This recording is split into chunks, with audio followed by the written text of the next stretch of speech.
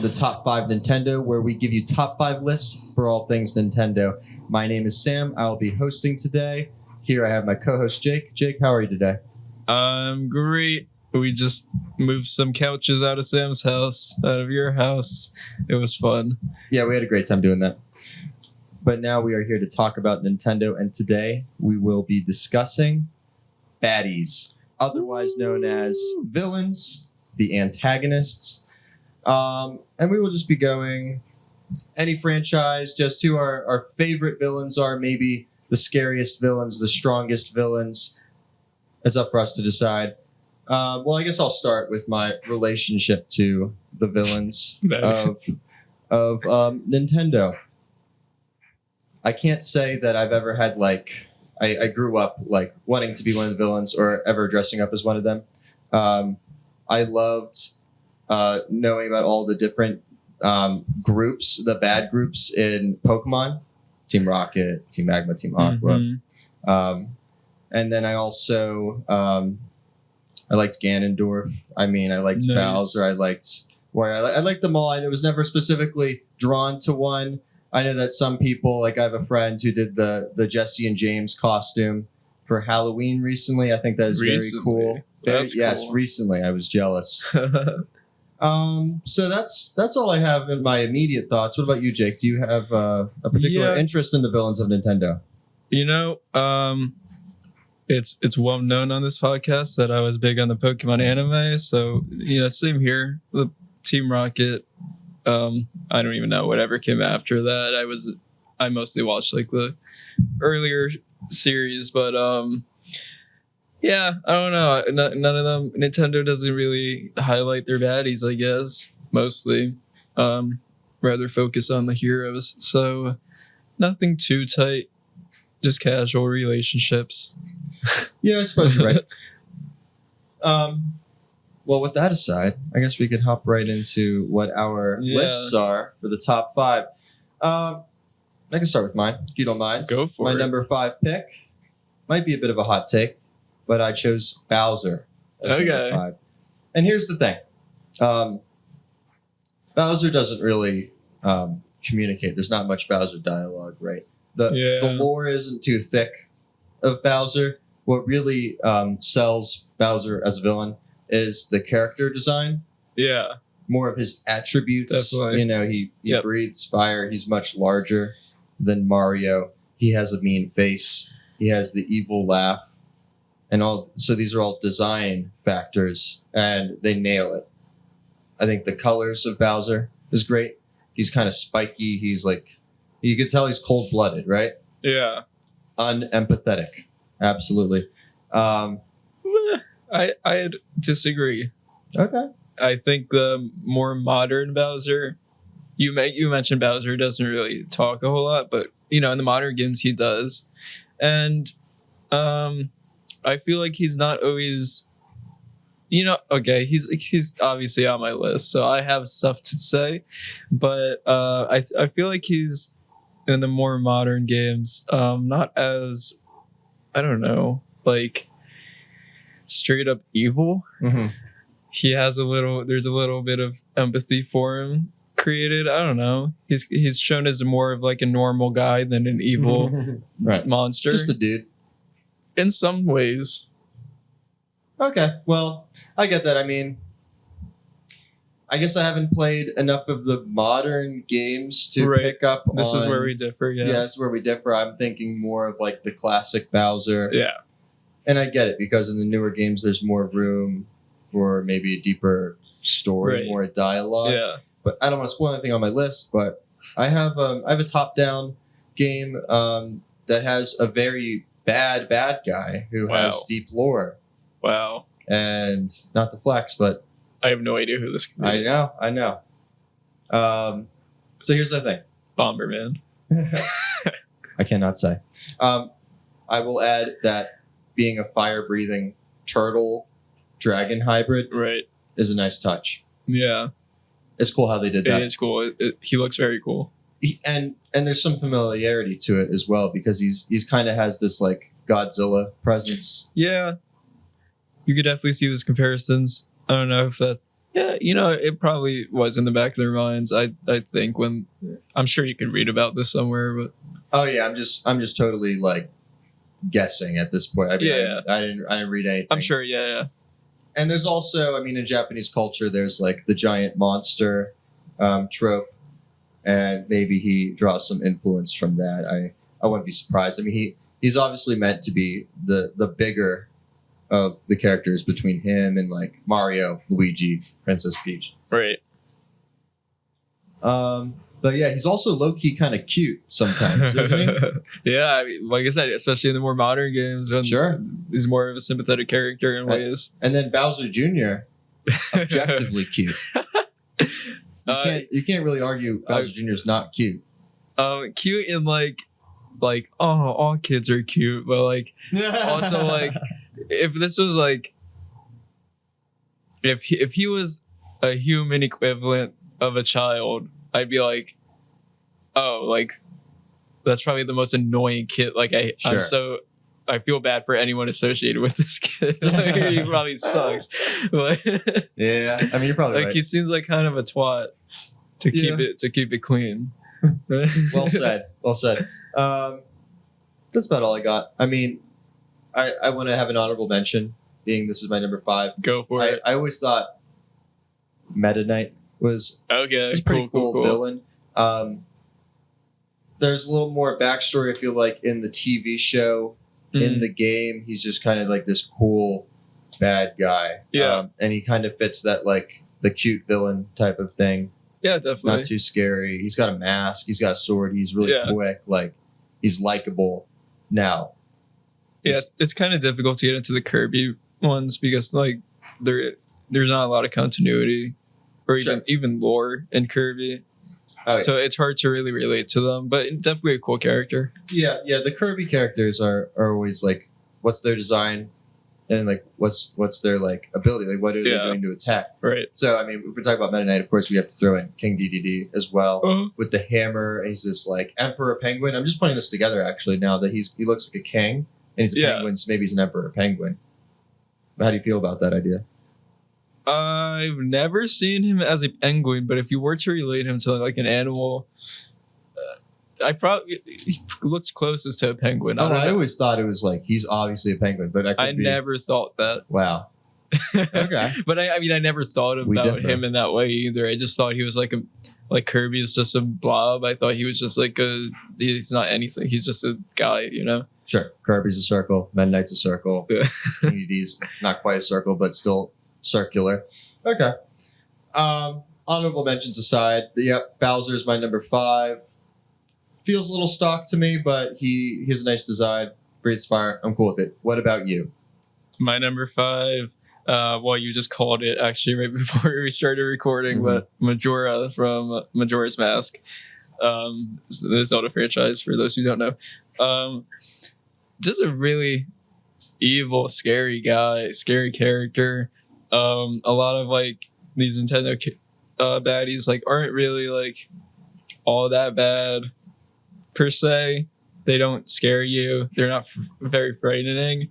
Majora's Mask was like a scary game. Like this, it was like off-putting. It was weird. Like some of these cutscenes, like very weird.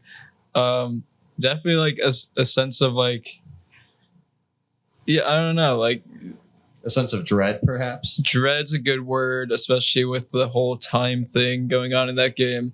Yeah, he's a scary guy. He doesn't have any motives. Like he's evil just to be evil, which also like adds to that scare factor of it. Because like Bowser has his motives. He's just trying to have a wife, a mother for his son, I guess.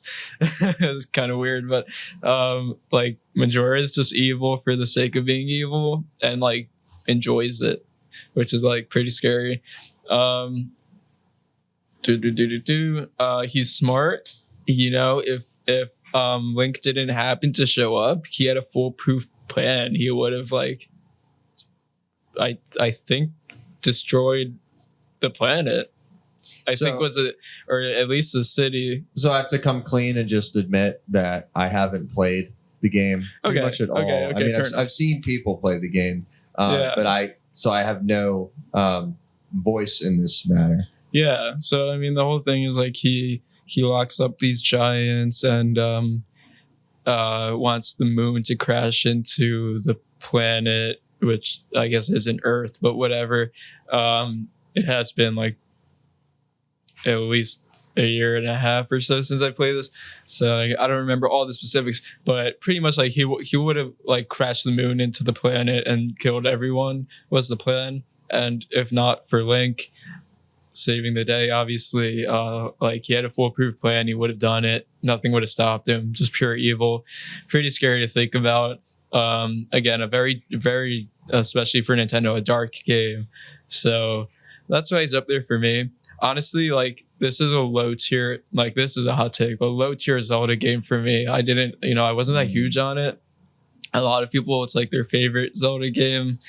But as much as I wasn't really into the game, I loved this villain. Like this is the reason, like Majora is pretty much the reason I kept playing the game, because I borrowed Wind Waker from you on the Wii U, Right. and again, hot take, I guess, but I wasn't big on it, and I didn't finish it. There's nothing really that made me want to keep going with it. I do want to, like, now in retrospect, I do want to come back to it eventually. I hope they port it for the Switch, but this game, Majora really carried it. The villain carried it and made me like, it's such an interesting character. I wanted to keep playing.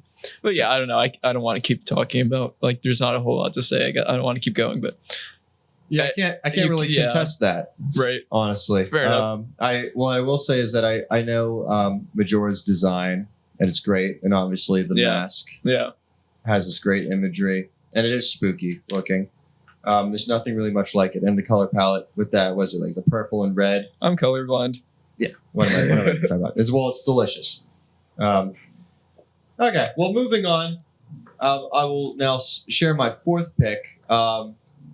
Maybe a bit of an unconventional pick, but it is Master Hand from Smash Bros. Sam. Okay, before we started recording, I said there's someone on this list that you will never guess, and Sam also has it on his list. That's embarrassing. Wow. But so great pick. You thought I would never even guess it. And fantastic pick. I said it first too, so I didn't even change it. That's awesome. Okay. So I don't know about you guys, Jake and the listeners. But I know Master Hand as the final battle. Oh yeah. Final boss fight. Yep. At the end of the Melee story. And it's like the cherry on top. You just play like all those different stages. You get to Master Hand, and it's pretty thematic and relatable, because when you're a kid, you're playing with these like action figures, and you are the strongest character in your own imagination, right? Like you're playing with your like toy, whatever. He'll say toy Mario. You're playing with toy Mario, toy Link, and you're fighting, right? And you're using your toy Mario you fight yourself, and you have like your hand. I don't know if you guys did this. I knew that when I played, at least with like Legos, I was the strongest character. Like I could destroy anything. Right. Now they get that in, they flip it. Right. You are fighting Master Hands. Like you are fighting this hand that controls the toys. It's funny. It's relatable. It's very interesting. It's deep, low key. It is. Yeah. But yeah, the attacks were hilarious. It would poke you. It would like shoot things. It had a lot of imagination behind it. Definitely. Obviously, there's really no like narrative contribution to Master Hands. He didn't really, it wasn't very high stakes necessarily. Right. But in the same sense, like you said, like there's a lot to talk about here, and like probably the most like, I don't know, like it's very meta. I guess like there's obviously different theories of what exactly the hand represents, but I think, like in my opinion, I think you just nailed it. I think it's kind of self-representative of the player themselves, controlling the characters. Like Smash Bros. Like has all these characters from different games that aren't like canon. I don't think they're not. Right? I don't think they are. But I mean, so I guess the idea is that they're like these like toys that you're playing with. Right. Within the game, so to have this like I think even in the trailer of the game, they have like a toddler like reach into a toy box And the toys come to life. Yeah. So it's very like representative of like, I guess the character in the game, like it's just the kid playing with the toys. It's such as like you're just using the controller in the same way. So it's pretty cool in that way. I never would have like thought about it that way as a kid playing this, like Right. whatever age I was. But you don't need to because it's still relatable. Like you still get the point. You know right? what I mean? Yeah. Well, that's what I'm saying. I don't know if I really did as a kid because I mean I was like young when this game came out. I think it was just a cool hand, but actually like hands are like a common villain throughout Nintendo games in general. I've noticed, such as, I mean, they definitely have it in at least maybe. I'd say like I feel like I safely say a majority of Zelda games. I think in Kirby, All Stars or Superstars or whatever, the one I mentioned last podcast episode, that I just played. I think there was also a hint in that one. I think there was like at least one other game. I don't know. But when I was creating my list, like I was thinking about this. It's pretty common in Nintendo games to just have a hand as a villain. Because it makes sense. Yeah, I mean it's pretty cool. But also like the Zelda ones generally, like I don't know if there's any connection, but they generally have like a similar move set to like the Smash Bros. One, which is kind of, I don't know what that says about anything. Like I said, there's so many questions with the hand. But it's cool to talk about. It is cool. I mean, yeah, there's a lot to dissect as an adult. I would say it's a bit of I like that you said self-referential because that's what it is. It's like a postmodern video game approach where all right, so you're using your hand to play the game and now you're fighting a hand. Like I fall for that stuff all the time. I love when movies do this too. Maybe they make comments about movies. Oh, you want an example of something that does this? Let me think of like a great example. Well, of course, we love Synecdoche, New York, yes. Right? That's you watch the first half of the movie, and then the second half of the movie, the main character is a director for a theater, and he is directing actors to replay that first half of the movie. Okay, yeah, I can see it. Yeah. To an extent, I guess that's exactly what's happening in the Smash Bros. Story mode. Yeah. Melee, right? Yes. Melee. So for any of our film nerd listeners, I'm making the claim that Synecdoche, New York, is the film version of Super Smash Bros. Melee, and I stand to that. I buy it. Yep. So does that leave us with your fourth? Wait, Synecdoche came after though. So Synecdoche is based on Smash Bros. Melee. 100%. Confirmed. We are confirming it. You can put it on Wikipedia now. You can quote us from saying it. What were you saying though? Well, your fourth pick. My fourth pick. Sure. You're gonna love this one. Team Magma. Galactic. Team Galactic. Gen 4. Sinnoh bad guys. Yes. the only generation I am really familiar with, yeah. The main guy, Cyrus, has a very cool battle music. I'll give him that. I forget how it goes, but I remember that. I can't tell you offhand, but when I was making this list, I listened to it and I enjoyed it. And I think it actually builds each time you visit him. It builds on itself, I believe. They possibly believed they were doing the right thing. They were like fully convinced in themselves. They didn't see themselves as the villains, right? They thought they were like doing what they, as in like the minions or whatever, not like Cyrus is evil, but sure. They were convinced that, like, it was kind of a quote. They were convinced they were doing the best thing for humanity, and they needed to control everything and all the Pokemon and all that to I guess be communists in the Pokemon world. It's very high stakes for as far as these Pokemon games go. I would agree. They want to capture God, essentially, like the God Pokemon, right?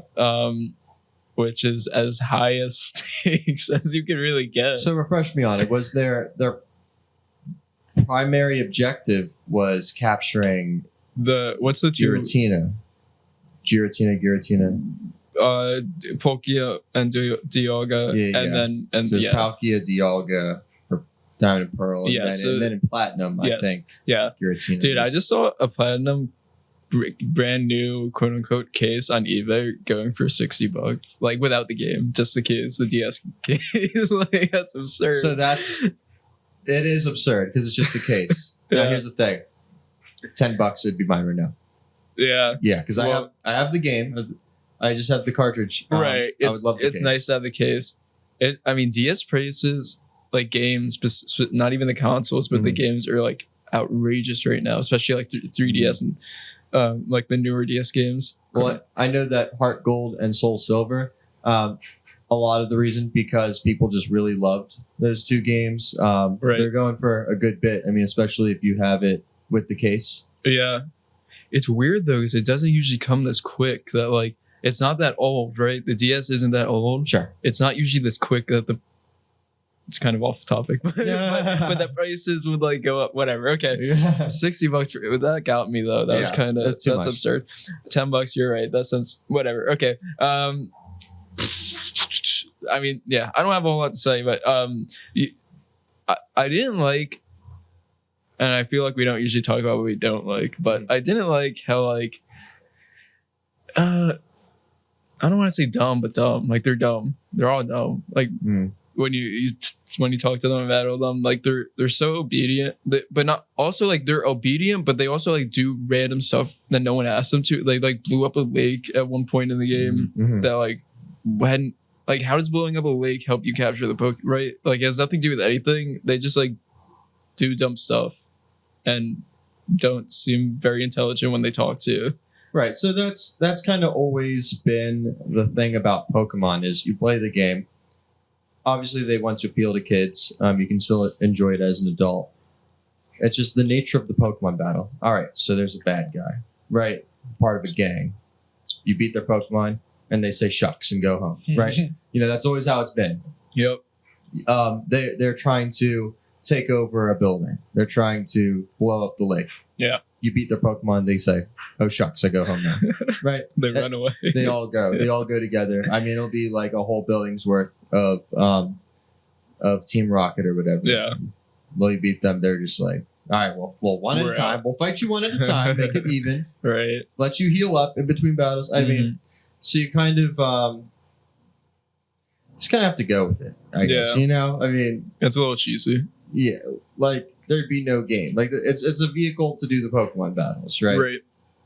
Convince you to go. Yeah. Okay. Yeah. There'd be no game, but I think my point is like it could be a more compelling antagonist or baddie. I mean, Cyrus I think is pretty cool. Sure. But I think the whole I want a Pokemon game where like there's like they're not dumb. Why do they have to be dumb? Is my point, I guess. Right, and they really leaned into it. With the Gen 8 I didn't play those. Team Rocket variant. Okay, yeah. I forget what their name was. Team obviously it was Team something. Right. And they're basically a bunch of cheerleaders. Yeah, exactly. They would say like, oh, we love blah blah blah, and they would say really silly things on purpose. And I think those Pokemon trying to be like, look, we've done as evil as we're going to do. Let's just try like having some goofy people that are just like comic relief.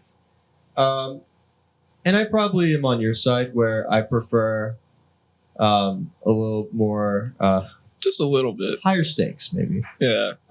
I think they nailed it with Team Aqua, Team Magma, where it's like okay, which games were those? So that was Gen 3. Okay. Right. Team Aqua was Sapphire.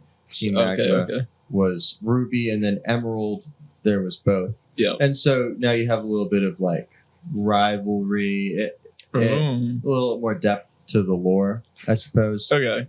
I didn't play those, so that's why it's not on my list. No, that's fair. I didn't play Majora's Mask, so I just thought he has a cool mask. I don't know what else to do. I am curious what well, I'm assuming it's one of those two teams you have on your list, but possibly. Yeah. But that was a great pick. The Gen 4 Team Plasma. or what was it, Team Galactic or Team Plasma? Galactic. Galactic, yeah, Team Galactic. Because you're right, it is high stakes, and in Platinum you go in like a different dimension. Like these guys are legit. Like they're not messing around. They're very driven. Yeah. And they're everywhere. They own everything. They're like the mafia at this point. They're in like every town. So that leads into one of my later picks. So I will save that thought for later. Well, if that's all you have, I would love to tell you my number 3 pick. I would love to hear it. My number 3 pick is the baddie from Earthbound, Gigas. Hey. So, a bit more of an obscure pick, I guess you could say.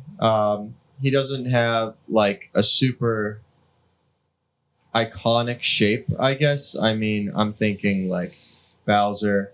Everyone knows what Bowser looks like. Team Rocket. Yep. Anyone knows. So I can't speak much for Gigas's more like cutesy Nintendo style design that's easily replicable, and maybe you could be Gigas for Halloween. That's not my argument. It's more of just like Gigas was taken from the classic RPG playbook where they're trying to destroy the world, and there's some lore behind what they're doing, how they're doing, and you are going through the planets to try to stop it from happening, and how you explore the world and how the world is reacting to Gigas's takeover for a video game feels kind of believable, and it also feels very interesting. And the fight with Gigas, that was a very difficult boss battle. I mean, it took me like a super long time. It feels kind of like he feels like an anime villain where you see how much power he has as you play the game. You're reminded of his power and his influence over the world, and his behind the scenes takeover of the planet. Now, I know I'm just talking your ear off about this because you haven't played the game. You're not very sure what it even looks like. I wish I had an opportunity to play this game. Right, and they make it a bit hard to play the game. I mean, you could emulate it. Right. I prefer to just have the game and just play it how it's meant to be played. And as of right now, I mean, on the new 3DS, you can play a port. Oh, like you could like download it on the eShop? Only for the new 3DS. Well, I have the new 2DS. Would that work? Well, I highly recommend you play it. Oh, I didn't even know this was possible. Absolutely, right away. I'm moving, so I packed my DS, but I'll get to it. I didn't know that. That's cool. Yeah, it's an amazing game, especially for fans of Pokemon who like the turn-based style and like accumulating like new people in your party and onward. It's fun, and it also, this ties into why I like the villain, is because Earthbound, it takes place in America. Like, if you are a kid from the suburbs in America, I mean, the escapism of Mario and the high fantasy of Legend of Zelda, it's fun, right? And that takes you somewhere new, and you explore this new world. But, I mean, part of the reason I like games like Grand Theft Auto is it's so relatable. You are in this area that you are more or less familiar with how it operates. Right. Now, Earthbound, you are straight up in the suburbs. Yeah. Like you leave your house from the suburbs, you walk to the drugstore, right? Nice. You walk to the arcade. And what they do is they still have that escapism element. It's still fantasy, right? Yeah. But it's fantasy that is like infesting the world that you know. And as you go further and further, you're just like dipped into surrealism. I don't know if I've said on the show, I would love to get the Dungeon Man tattoo, which is like the guy who turns into a dungeon. So it gets, and that's that contrast of having that like super realistic setting with this super evil and powerful villain. Right. Makes it feel more legitimate, more high stakes. Like he's going to destroy your own world. Like, you know, the world that Ness is living in, and you want to protect it. No, I don't know anything about this game, but I've heard it. Like, it's very weird. So does that take away from like the realism of it? Like, or is it, does it make it? I mean, we were just talking about movies in the car. Does it seem like a kind of different universe, or does that kind of just like it's a video game? Sure. So they're good about it. Like right when you start off, it feels like your universe. Like you're in one net, you walk out, meteor crash. All right, like, this is pretty believable. You walk around, and then as you get further and further, I mean, people say it's weird because what they do is they are cracking like just like odd jokes all the time. Okay. Like very early in the game, you go up to someone and they just say like, "I love garlic. It makes me strong," and that's it, right? And they're like, "There's no garlic anywhere. Yeah. There's nothing to do with anything." Okay. And I just outwardly laughed when I saw that because it had nothing to do with anything. You keep going, and they do a lot of like self-referential stuff. Okay. They'll be like, "Ape is a great game developer." Some dude like in a store will say, and he's like, they just put it in just to like kind of shock you. So I wouldn't say it detracts from it. As a matter of fact, I feel like it adds to it. Maybe it makes the fantasy feel more fantastical. Okay. Because you see the contrast. Yeah. At one point you're fighting policemen. Awesome. Yeah, it's pretty cool. And then the next moment you're fighting blue zombies that are taking over a town. The more I hear about this game, I feel like the less I know about it. So weird. I think I've said enough on the matter. I'm very excited for you to play it if you do have the means to. Yeah, I mean, as soon as I could get to my DS and have some time, like I'm currently playing Skyward Sword. Oh, which I wanted to say, did you say this is a villain that like you every time you see him throughout the game, you're aware of his powers, but you don't like get to him until the end? So is that what you're saying? So it's kind of interesting because I played it last year, and as I recollect, you really aren't seeing Gigas very often. Okay. I mean, you don't see his shape. You see more of like his influence over the planet. Okay. Because in Skyward Sword, and I didn't play this game until like it just came out, and before I made my list is my point. But I love the villain. I think his name is like Garahim or something like that. I'm not really sure how you say it, but like he seems like this very like all powerful villain who like keeps showing up on your path and kind of being like, "Oh, you fool, think you can stop me?" Like, haha. Like he kind of just lets Link do his thing, like as if like Link's playing in a playground and this guy's like an all-seeing god or something. Like, "Oh, I'll let you keep doing your thing. You're not even worth my time." So I think, and like every time he pops up, I'm like, "Oh, he's like the first guy you battle, but he claims like he doesn't really try. Like, whatever. You don't like defeat him or anything, but you kind of fend him off." So like every time he shows up, I'm like, "Oh no, do I have to fight him again?" Like, because it was a hard fight. So that recurring like you were saying, having the villain like pop up and kind of present their power throughout the game without battling you straight on is like a very, I feel like, effective way to build a villain. Sure, I would agree. Well, with that said, should we go on to break? We shall go to break.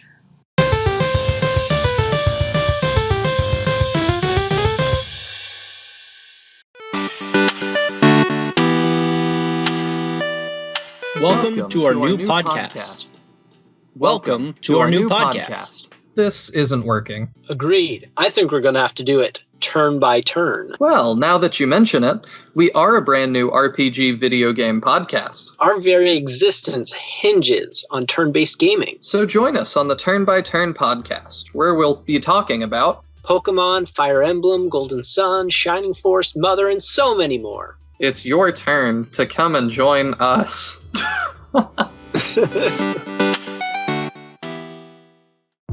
Hi there, I'm David. And I'm Kate. And we're the hosts of another Zelda podcast. There are so many good podcasts out there, and some of them in particular concern the Legend of Zelda. That's right, Kate, and we are another one of them.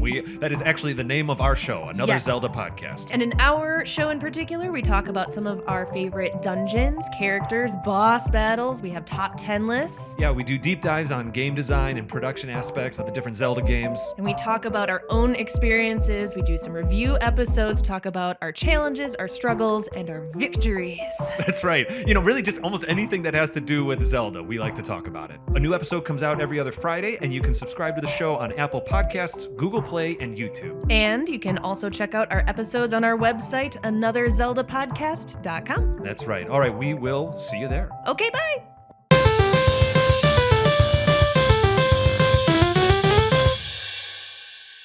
And we're back. All right, so we're doing baddies. I just said my number 3 pick. Gigas Jake promised me that he was going to play Earthbound and then tell me what he thought of it. Following up with that, what is your number 3 pick? Well, I don't recall promising anything, but I do really want to play the game, so I probably will. Third, I almost just skipped it. It's Master Hand. We pretty much said all there is to say. I didn't hold much back when commenting on your pick. You got very excited. I did, because I didn't even think you were going to pick it, because it seems like a pretty obscure. Maybe I was thinking too highly of my baddie picking skills. Possibly. Well, my notes. Well, I wrote that it's one of Nintendo's, in my opinion, best final bosses. Certainly one of the most memorable, because we're still talking about this game that's 10 years old at least at this point, I believe. And I mean, we mentioned it in the Smash Bros episode, but I've played that story mode or whatever, the campaign or whatever from Smash Bros Melee so many times. I don't know if it was because I was a very small child, or if it's actually a very it's just fun. It has a lot of replayability to it. But every time, the whole thing was getting, because it didn't save, it was just one run. So it was every time it's just could you get to the hand? And then once you get to the hand, could you even beat the hand? Which is probably a lot harder as a kid as well. I'm sure it's you build things up when you think back on childhood memories, especially video games and things like that. So I don't even know if it's actually that creative a villain, but in my mind, it is. The hand is. Yeah. It's conceptually an amazing villain. Okay, great. Yeah, like I said, there's so many questions. It's implied, I guess, that it's the child's hand, but doesn't really say that for sure, which I guess would just mean that all of his powers, shooting you and whatever, is all in your head. It's all imaginative, which is also pretty cool, I guess. I mean, it's just a cool concept for a Nintendo villain, really. We talked about, we talked about everything. I don't have a whole lot to say here. Yeah, and that's fine with me. Yeah. I mean, I think we nailed all the big points. Good design, good idea, fun to fight, especially as a kid. Does he kind of, if you get defeated, does he drop the trophy, or do you just fall? I remember a trophy falling. Does the hand drop the trophy? I feel like the hand does not drop. No, it just the hand falls. kind of clearly was never holding anything when you fight. I do remember that being really eerie though. The trophies dropping dead when they're eliminated. I totally forgot about that, honestly. So thank you for reminding me. Yeah, that was a cool touch to it. Definitely. All right, well, I'm about to make you happy with my number 2 pick. Let's hear it. I picked Ganondorf. No way. Nice. Nice. I picked Ganondorf as number 2. An amazing design. Ganondorf. So I understand there's a distinction between Ganon and Ganondorf. Yes, sir. I did pick Ganondorf kind of. Part of my decision was that Ganondorf can take on many different shapes. It's the opposite, Sam. Oh, okay. Well, so Ganon is the entity. Ganondorf is the human form. So like Wind Waker and Ocarina of Time, essentially. Oh, okay. In my head, the human form is taking on the other shapes, but I guess you really should be thinking of it the other way. Yeah. Yep. My point still stands. Okay. Is this guy's taken on multiple different shapes. Okay, fine. And it can fit the tone of the game, the aesthetic of the game to be, we need the villain to look like this type of character, but you still have the familiarity Yep. of it being this bad guy who you fought before, and now he's this different shape, and so it's fresh, right? Now, not to throw Bowser under the bus, but kind of the opposite situation. Really. Yeah. Yep. And Ganondorf can be menacing in one way and then menacing in the other way, and it's a great idea and has the lore to back that up, gives it explanation. I'll also use Pokemon for reference. I mean, they do a similar thing, but in a bit more of a recycling kind of way, where they have like, all right, this formula for the bad guy works, rather than like connect it all so that it all has meaning. We kind of just start kind of from scratch using that same model. So I think Ganondorf takes a little bit from all those different areas, like the recognition, but changes it up. So that's how I see it, and I think he's a great villain. I think he looks great. He's always strong, and he's menacing. Yeah, it goes without saying. I agree. He's obviously on my list, so I do want to save a good bit of what I'm going to say because I do love Ganondorf.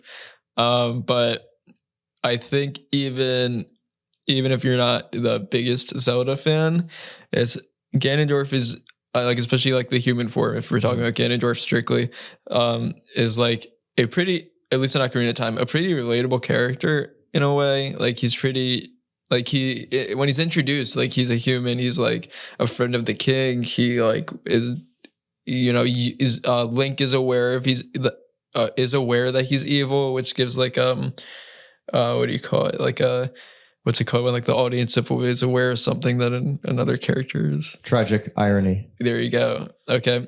Are you sure it's tragic or dramatic? Oh, so there's actually two different concepts. I think there's a few different types, but yeah, a few different kinds of irony. I think you might be right. This is dramatic irony. Possibly. Maybe. Let us know. If we're totally wrong, please let us know, and we'll correct ourselves in the next episode. Yeah, but you do get a lot of that. So like you're aware of he's evil, but like the king has no idea. Whatever. Okay. So yeah, it's cool. It's a cool character, and I think they're a bit. And like you said, it's a recurring villain, even if it's different forms. So there's a familiarity. So it really does like bring Ganon a step ahead of different villains from Nintendo that like we talked about. Meta Knight isn't a couple games. So it's like there's not a whole lot to say about him. Sure. That's what I got for now. Cool. Well, my number 2. That leaves us to your number 2 pick then. All right. Big Bowser. The Big B. The Big B. Number 2. I almost forgot about him because okay. Yeah, he's got to be on the list. Aside from kidnapping Peach, he's a nice guy, believe it or not. Really? Please enlighten me. He takes care of his people. Well, okay. This is up for interpretation. So, some people can say no. He doesn't take care about his people. He puts his people in front of him to fight Mario. But no. I think he gets pretty upset when Mario defeats them. Even if he's not on the front lines himself, he's not like, oh no, you defeated my. So like, I think originally like his minions were like his children technically, but. And then they ended up. Which minions? You're talking about like the Koopas or? Yeah, the Koopas. There's like 7 or so of them or whatever in like the original games. I think they were like originally like in one of the booklets or whatever it said it was like his children, but then Nintendo kind of backtracked on that. It was like no, or not. Yeah, or that was kind of a joke. Okay, I get that. Yeah, but I feel like yeah, he's not putting himself in front of them. Like he's always the last like battle, but. He cares about them. I think so. I think he's just trying to do what's best for them, especially like obviously his son, like Bowser Jr. Like the whole ideas to have like a mom for him. Like he wants a mother figure for Bowser Jr., I think is like the idea most of the time. So it's like, yeah, he's evil, but at the same time, like he's kidnapping a princess, but like, he feel, I don't know. But also you see like Peach never like is like, no, I don't, like she wants Mario to save her, but at the same time she's not like please, like he's gonna kill me or something. Like she's not like so like desperately wanting to get out of the situation. Maybe she's more just annoyed by the situation. Okay, she's just a little annoyed about it. Like, so he's not like he definitely treats her well, it seems like, and I think that's Nintendo's goal and how they're trying to portray him. Like they don't, that could get messy otherwise. But yeah, I don't. He's a villain, but he's not like a terrible guy, especially in the later games. Like I said, where he's more relatable. He's trying, and you didn't play Odyssey, but he's trying to like marry Peach and like has a whole like wedding set up, and he's wearing like a tuxedo, and that makes him even more of a relatable character, I guess. And yeah, you can see like kind of his like fun fatherly side, I guess I want to say. Sure. Well, I appreciate that input because that's an interesting angle to see it from, I suppose. So my first thought is, like you were saying, they're avoiding a bit of a messy story, right? Like, all right, if he steals Peach and Peach is kidnapped. Well, how do we make her be upset? Like, should she just be annoyed? Right. Should she be like freaking out and is like a victim of kidnapping? Like, maybe it was more a tonal choice. To have that be Peach's response rather than a character choice. Who's to say? Yeah. And it could differ game from game. I would probably believe that it's a little bit more marketable for Peach to not be crying in a cage. Yes. But that's interesting. Hearing the Koopas were originally the children and Bowser was. Yeah. I think that's maybe. Yeah, exactly. Have you played Bowser's Inside Story? I have not. Okay.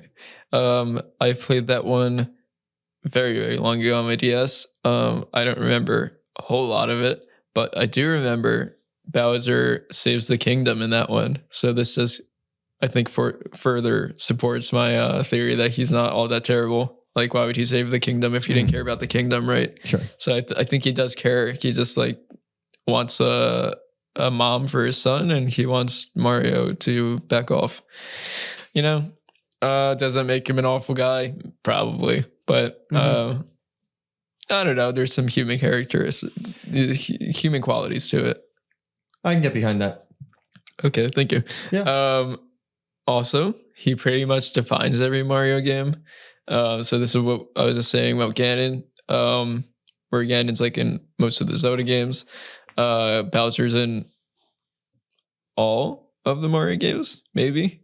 Well, like I know there's like 100 Mario games, but like the main Mario games, he pretty much defines the games most of the time, which lets you like remember and brings some relatability to the character, I guess. Brings a little bit more lore into it. You feel more connected to the games, whatever, and the character. He originally was an ox. I think I told you this personally. I did not know. He was an ox? Yeah, drawn. So Miyamoto was asked to draw the characters, even though he's a developer. They didn't have, like, this was way back in Nintendo's video game career, where like they didn't have these animators, I guess. So they just asked the design, like the whatever the terms are, they just asked the guys who made the game to draw something up for the cover or whatever. So Miyamoto like drew this picture. I don't know if you've ever seen it, but like they look pretty different from how they look today. But anyway, Bowser was an ox. It was redrawn by, I'm going to probably say this wrong, but Takashi Tezuka redrew it as a turtle. Definitely a good choice in my opinion. If you've seen this original picture, not the most flattering or even like intimidating, kind of just confusing mostly. So it was definitely a good redraw. and define the character. So ultimately what I'm saying is Bowser is not as bad as we think he is. He was almost an ox, but turned into a turtle, not a dragon, as most people think, by the way. That's what I have on Bowser. And you already talked about it. So I'm looking at what I believe are the original designs, and okay, that was like me stalling while you pull up the picture. Yeah, I appreciate you stalling. Yeah, pretty horrendous, I would say. Let me see it if it's the right picture. Is this the Ox King? Yeah, that's the one. Yeah, so Miyamoto drew that ugly. one. It's ugly. Mm-hmm. Like it wouldn't be the same Bowser if they stuck with that. Right. I mean, so my whole argument for at least Bowser has that great, cute villain design. That would be out the window because this is just... It's just ugly. Yeah, not for me. That's interesting. He's also... I forgot about that. He was the Koopa King at one point. Yeah, I mean, I think he like still technically is like that's a nickname for him. Right. Okay, right. But yeah, that's definitely not a name they use often in the games anymore. Anyways. Yes. Okay. Are you ready for my number one pick? Or... My question for you, Sim. Yes. Which Pokemon team is your number one pick? Well, that's an excellent question. And I would be love to answer. It's Team Rocket. Of course, it's Team Rocket. It's nice. Yep. I was very close to going with Team Rocket. Yeah, it has to be Team Rocket. So of course, if you've played any of Gen 1, any of Gen 2, Fire Red, Leaf Green, or the Let's Go Pikachu EV games, then you know Team Rocket. Or if you watched the show, I mean, I didn't know those games use Team Rocket. The Let's Go games. I believe they do. No, I mean I've never played them. Oh, yeah. I believe you. Oh yeah, that's cool. Yeah. The Let's Go games were just Kanto. I guess that makes sense. I mean, yeah. I never thought about it. Unless I'm totally tripping. No, dude, that makes sense. I'm not trying to confuse you here. That sounds how dare right. you, Jake. But it was amazing, like Team Rocket. So, I guess as all Pokemon placings, I may be just a wee bit biased, but Team Rocket was a weeb. What? A wee bit biased. You just called yourself a weeb? Yeah. Okay. I also a weeb. You feel the sense of injustice, right? Inherently with the idea of Team Rocket. So like, let's say you're a kid and you are playing. I'm just going to throw Bowser under the bus again, even though he's my number 5 pick. The princess has been stolen. So you are familiar with the trope that the princess should never be kidnapped, and if the princess is kidnapped, you have to go save her. Yeah, that's in a bunch of stories. Mm-hmm. Like you understand that. But as a kid, how many things are your own, right? Like that you worked for, that you have earned, and then when you play Pokemon, you capture all these Pokemon. You raise them. Mm-hmm. You have your own money. You buy Pokeballs. You use the Pokeballs to capture Pokemon. Sometimes you spend all your money on fancy Pokeballs, and you use 20 Ultra Balls, and you finally catch Electabuzz or whatever. I feel bad if you use 20 Ultra Balls to catch Electabuzz. So then you have it, and now you are told that Team Rocket is going to steal what you worked for. It's messed up. Yeah, that is not right. It's not. That right is not at right at all. Exactly. And you feel it and you understand it at pretty much any level in any language. Is that, and they're stealing it clearly because they are greedy and they just want to have Pokemon for their money, for other corrupt reasonings. Yeah. And they're everywhere. So they're inescapable. You're never really safe, right? Yeah. They lead you, I'm trying to think, like, did they ever say what they wanted to put? Like, are they selling the Pokemon? Like, I'm trying to remember. Oh, they definitely like say why they want to steal Pokemon, and I don't really like remember. I feel like it's not even super. Well, what's the Team Rocket song? Relevant. You want me to sing the Team Rocket song? Well, yeah, that might give us some insight. To protect the world from devastation. No, I don't think it's gonna say it. I'm not going to sing the Team Rocket song right now, but it's great. Yeah. I tried, guys.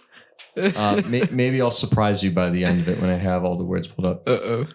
Yeah, be afraid. Be very afraid. And then lastly, so the other thing about saying Team Rocket is I'm cheating just a bit because when I'm talking about them, I'm including Jesse and James and Meowth, and I'm including Giovanni. Why is that cheating? Well, it's a couple different villains. Is it not? I mean, I said Team Galactic. I don't think that's cheating. Okay. Well, I appreciate your sympathy for me. Yeah, I'll let it slide. Okay. Well, I appreciate that a lot. Jesse and James, they're a bit dumb, right? So you fight them, and their Pokemon at that point in the game are strong enough, but you defeat them, and they have a talking Pokemon. So there's this sense of something's going wrong, something's different. But it's also very iconic, and Meowth has that was that like a New York accent or something? Yeah, I'm trying to remember. It doesn't even make sense. Like, why is he able to talk and no one else? Well, there is some lore, at least given in the TV show. I think Meowth learned how to talk to impress. I think to impress a woman or something, to impress. Wow. I could be misremembering, so but I feel like it's some reason like that. Yeah, there's it's like the crime, like the gangster villains. They put it into a children's game, and they kind of nailed it for what it is. Right. I mean, like you said, a lot of things are kind of nonsensical. If Jesse and James were really so bad, why are they running away from me when I beat their Pokemon? Yeah. But it's totally fine because you get the point of what they're trying to make. And then also the fact that Giovanni is the final gym leader. Yeah. Adds this further sense of corruption to the game, or this inherent sense of wrongness. Okay, so he's part of this organization of gym leaders, but he's a bad guy. And it's it can be confusing idea for a kid to be wait a second, how can you do something so wrong but still be given such a sense of, or not given a sense of power, but given a place of authority, a position of power. And it's maybe that's real life too. Who's to say? Maybe. Who's to say?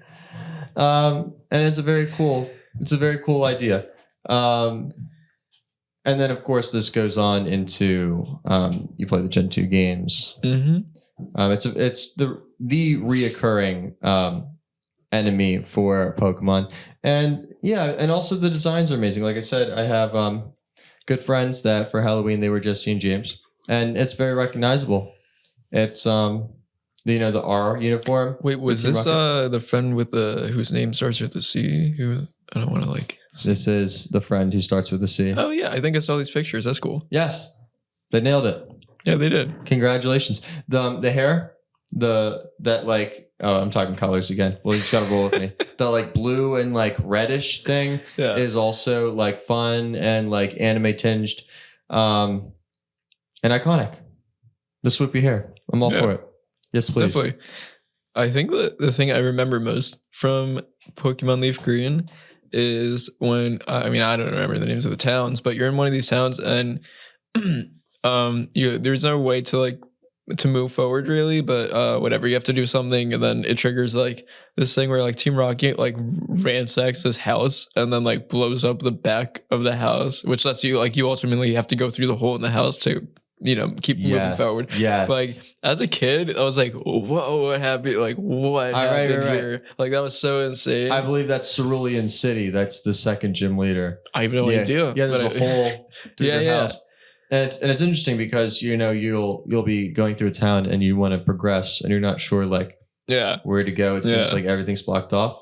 But you see the path too, and you're how do I get there? And then all of a sudden, boom. Yeah. Hole blown. Right. And it's wow, these guys are evil. Yeah, it's believable. I mean, that's pretty malicious. I would agree, and inherent as well. It's very understandable. I'm gonna throw King DDD. Yes, I think King DDD. Yeah, King DDD. Yes. I'm gonna throw him under the bus. How believable is he really as an enemy in that Kirby game? I mean, what do you mean by believable? He's fighting you, but what are the stakes really? Okay. So if he beats you, you lose. Very isolated stakes. Yeah. Sure. So you want to beat him so that you don't lose, but Yeah, I see your point. Yeah. What's he doing to like the world you live in? What's he doing to you outside of that battle? Like you said, isolated stakes, not as impactful, which is fine, depending on the gameplay. Yeah, I agree with your team. Team Rocket. I probably should have picked them instead of Galactic. But yeah, I mean, even like again, the animes like I loved as a kid. They were like, so like the grunts in Galactic are dumb, like we talked about. Jesse and James aren't smart, but like they have their wits about them. They're not like so ridiculously dumb, like doing things for no reason, like just maybe at points, but I think especially like Jesse is a bit of a smarter character, right? Would you say that? Yeah, I would say that. I think their real failing, especially in the anime, is that Ash and his team are like, they probably have a bit of a higher IQ than them. Like they have like the advantage of wits. Jesse and James they will do something like disguise themselves as someone else. Yeah, and then trick people. Well, exactly. Yeah.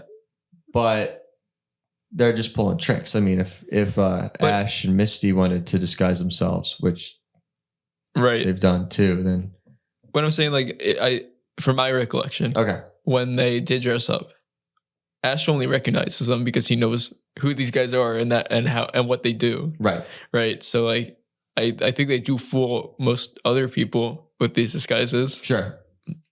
I don't think they're all that dumb compared to Team Galactic is what I'm saying. Okay. Well, I think these grunts get like increasingly lose their lower IQ. You know what I mean?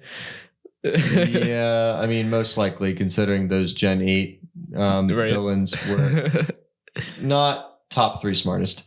It would be cool to see some intelligent baddies in the Pokemon franchise is all I'm saying. Like lots of twists. Yeah, exactly. And you expect one thing to happen and then they flip it on its head and they do this to a city.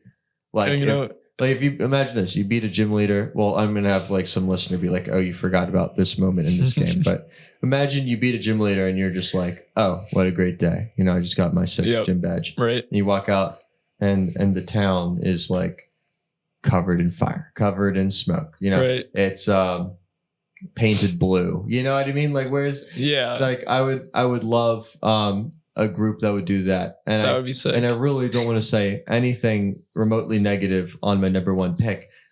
This is more just what I would love to see in the future. I would say.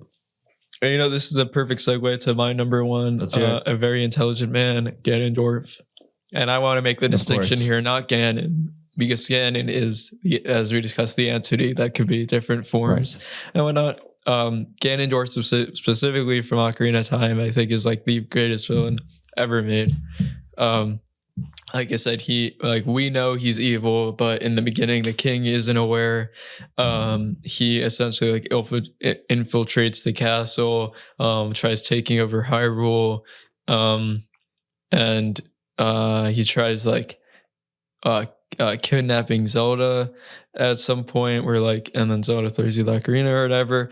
But he's a smart villain. He lets Link find all of the what are they called, the stones or whatever, to like open the.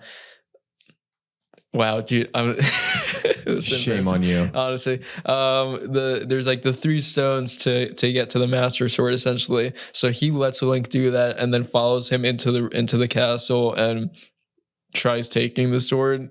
From Link. Once Link does all the hard work to open it. Smart guy. You don't expect that from a Nintendo game, right? Like that's like. I guess is like somewhat logical in like the scheme of like the story, but you're not expecting like these twists in Nintendo that like Ganondorf provides. I think like you're not expecting the villain to follow you, into the room when you're supposed to get the most powerful sword in the game. You're not like expecting Nintendo to put the villain behind you, like following you into the room, right? Sure. That's like a very big twist there, and points to his intelligence, I guess. Where like he didn't even have to lift a finger; he did all the work for him. He's scary.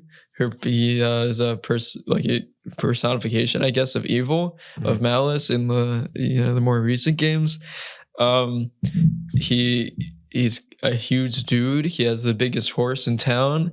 He's a very intimidating guy, like especially when in the beginning of Ocarina of Time, in the beginning, yeah. Cool. I gotta play this game. When you're a child and he's just this huge guy, it's very intimidating. And I guess probably even, I only played this game recently, but if you're playing this game as a kid, you could probably relate to young Link a lot more and really feel that intimidation to another level. If we're talking about Ganon, like you said, he takes on many shapes and forms, which is a cool way. I mean, you already said it, to bring this villain back in different ways, keep it interesting. He has there's a lot of Zelda lore about him, because he's in so many games. And you could talk about how he was like, what do you call him? He was like, the only male Gerudo in like, was it 100 or 1,000 years or whatever? I forgot about that. That is pretty cool. Yeah, and he's like they call him like the King of Thieves or whatever. So there's all this lore that's not even like in the game, but that the Zelda franchise just creates for this villain to really create a full villain, which we've said it several times. You don't really see a lot of in Nintendo games because it's more hero centric, I guess. He is, I believe canonically, at least this is what I wrote down, the tallest Nintendo human. No way. Yeah. And I guess this is because like Ganondorf he is a human, but he is also like I said, like the personification of evil. Pretty cool. I guess this only really makes any difference in the Smash Bros. Games, but it's also like it contributes to that intimidation I was talking about. He was raised by 2 witches, which I think is revealed in Ocarina of Time. Yeah, I think so. These, this is again just going into lore about Ganondorf. Like, I don't know. I don't think there's any storyline where like I don't know what happened here between the Gerudo and the witches and whatnot, like how this happened, but it is cool that like I guess canonically he was raised by 2 witches. Ganondorf plays a very mean organ in Ocarina of Time. You played Ocarina, right? I've seen a little bit of gameplay, but I've never played the game myself. Oh, okay, my bad. Well, when you are about to face Ganondorf at the end of the game, you walk in a room and he's just playing this organ. That's like so it's crazy. insane. It's very cool. He's good at playing the organ as well. Wow, he's good. So a musician. Yeah, he's a musician. He deserves this number 1 spot then.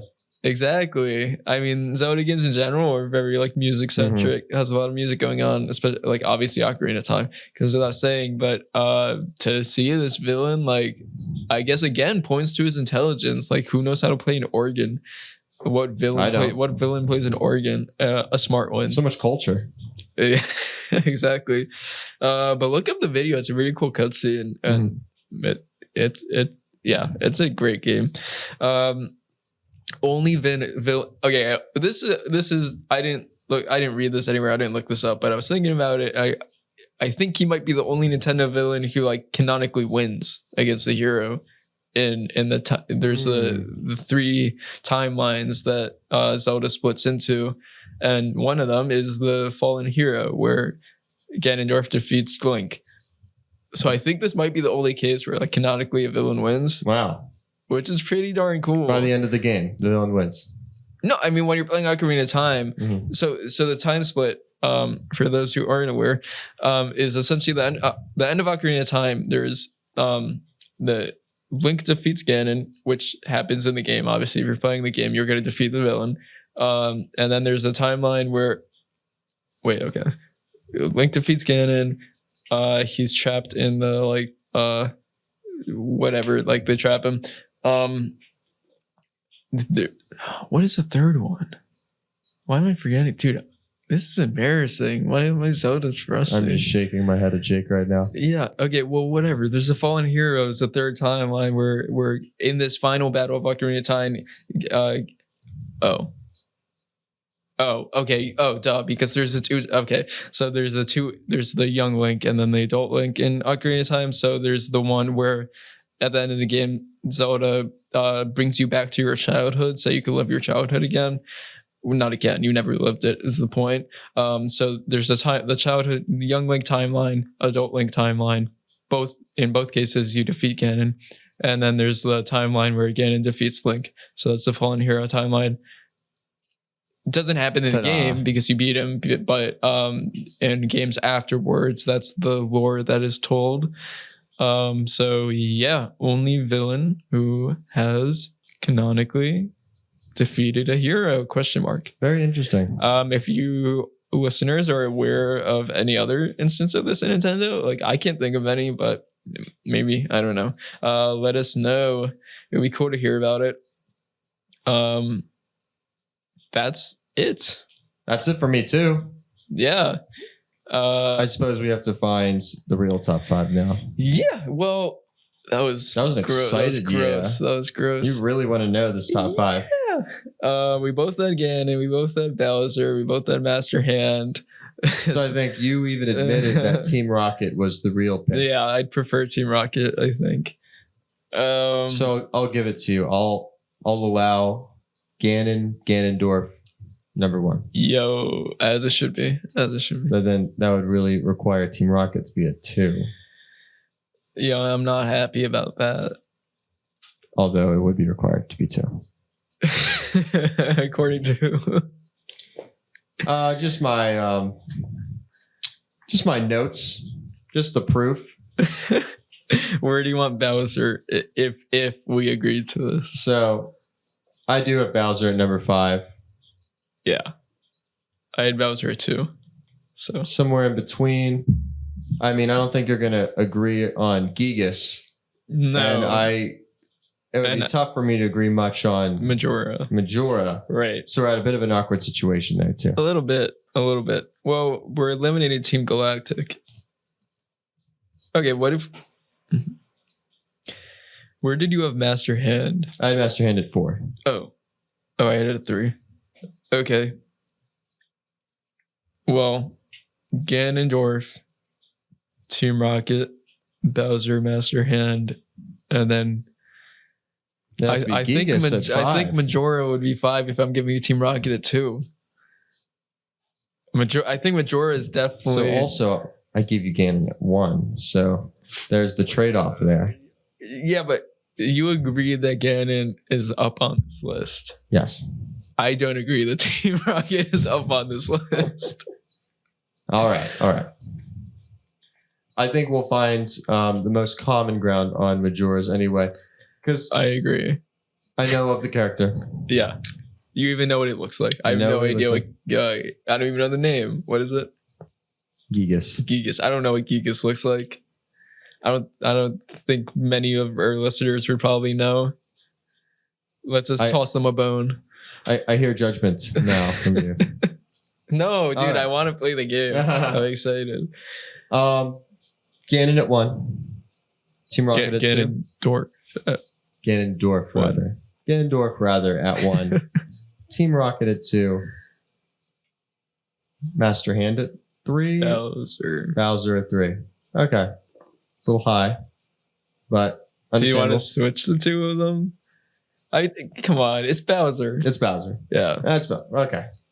Make people happy. Ganondorf 1. Team Rocket 2.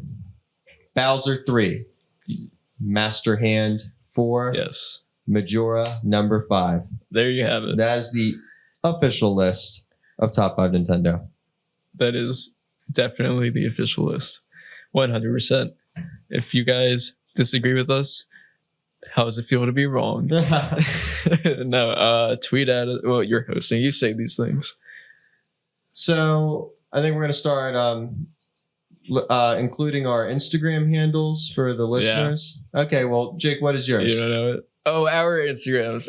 Okay, at Jake Naroden, Naroden. That's N as in Nancy on both ends of it. And then mine is Sam__Ansa. That is ANSA for Instagram. And then our top 5 Nintendo Instagram is top 5. That is the number 5 Yes. Nintendo. Well, I think at the time of recording this, we just have Twitter, so that's the Twitter handle. Yeah, that is it. Top 5 Nintendo. But we should probably, I think, have Instagram by the time this comes out. Fingers crossed. Maybe Facebook as well. I don't know. Look for it.